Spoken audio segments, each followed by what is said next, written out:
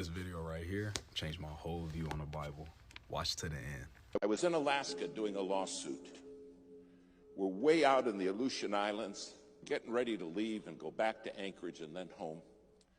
And I had a ticket in my pocket to get on an airplane. A pastor came up and he said, "Listen, I can save you money." I said, "How's that?" He said, "I flew a small airplane up here. And I fly a small airplane, and I can take you in my little airplane, and you can save your ticket." And this did not sound, I said, "Gee, thank you so very, very much. But I've got this ticket. We'll just make our way on home, me and this other lawyer with me." He said, no, you got to do it. You got to do it. And against every better judgment I had, I said, okay. Well, we went out to the airport, took us by his little plane, and I looked at it, and I thought, well, one good thing, it's shiny. Then he walked around it. We got in. He's on the left front. I'm on the right front. The other lawyer's sitting right behind me. And he started it up. And it started up just fine. Well, we taxied out. I said, "Should we pray?" He said, "Yeah, that's a good idea. We normally don't." I said, "Well, this time we're going to." And I'm telling you, I prayed 8 minutes. I prayed a long time. We went and got on the runway. He starts down the runway. The plane lifted off ever so gently, and we start climbing, and it's wonderful. Not a problem in the world. We started climbing, and we flew probably 3-4 minutes, and something happened that will never leave my mind. The pilot turned to me, and he said, "We're going in the clouds, and I can't fly in clouds. They make me pass out." I said, "Clouds make you do what?" Now, it's been cloudy all day. And we go right up into the clouds, and you can't see anything. And he looks at me, and his eyes roll back in his head. And he starts mumbling, and he passes out. Passed out cold. Now, I grabbed him, and I shook him, and I said, "Come on, you got to wake up so I can kill you." Now, we're in the clouds, flying along with no pilot. And my friend in the back seat said, "We're dead, aren't we?" I said, "There's a very good chance of that, yes." He said, "What are we going to do?" I said, "I don't know." But there was a radio right there, and I handed him the microphone, and I said, "Start asking for help." So he's in the back seat reaching up, and he said, "Hello, hello." We didn't know any proper radio etiquette. All we were saying was hello. And somebody answered back, "Hello, hello.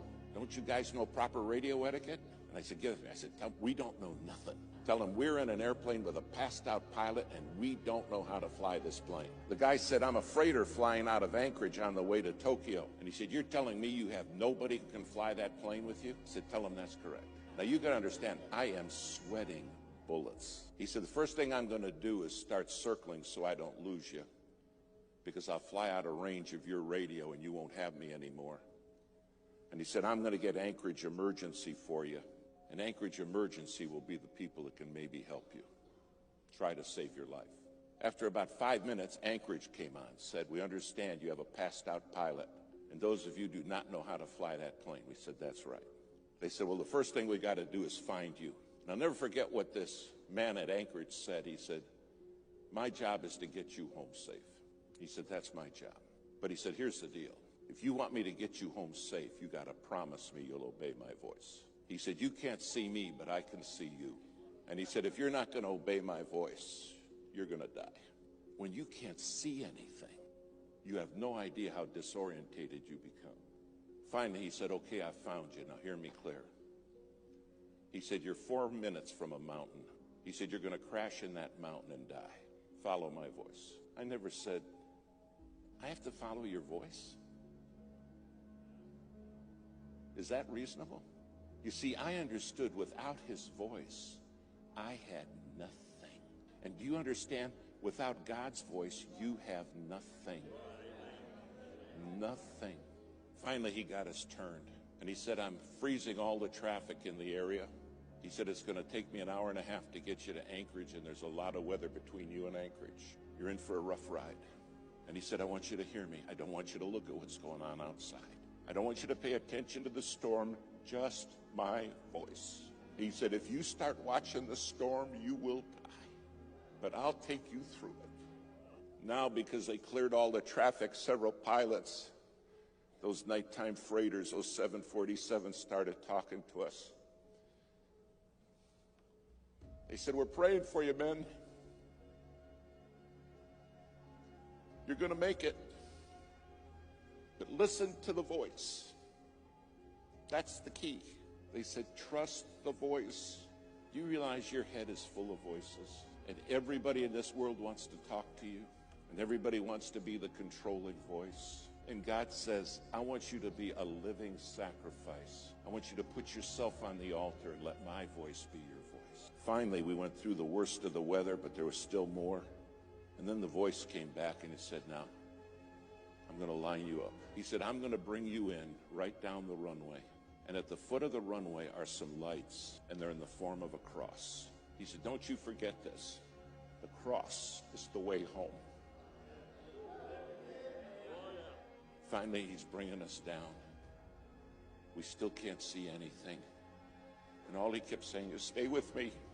My sheep, the Bible says, hear my voice and they follow me. Finally, just a couple 100 feet off the ground, we saw the cross. I landed the plane. In fact, I landed it 7 times. Finally, it all came to a stop, and the minute we stopped, the pilot woke up. The voice said, thanks for listening. I watch them crash and burn all the time because they won't follow my voice. They don't understand I'm the one who can see them even when they can't see me. But they get the voices in their head and they kill themselves. They self-destruct. Thanks for listening to the voice. Then they put us in a motel room at about 4 in the morning. They knock at my door. I opened the door and a man was standing there. He said, hello, David. I said, you're the voice. You're the one who got me home. He said, I am. Do you understand one day you're going to stand before him and say, you were the voice.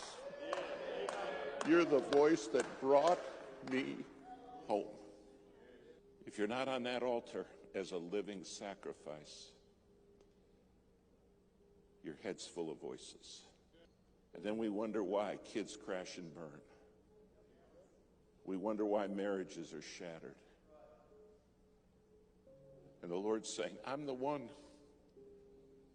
who has the voice. All I can remember is that voice saying, stay with me. Stay with me. Don't listen to what's going on in your head and don't watch the storm. Stay with me.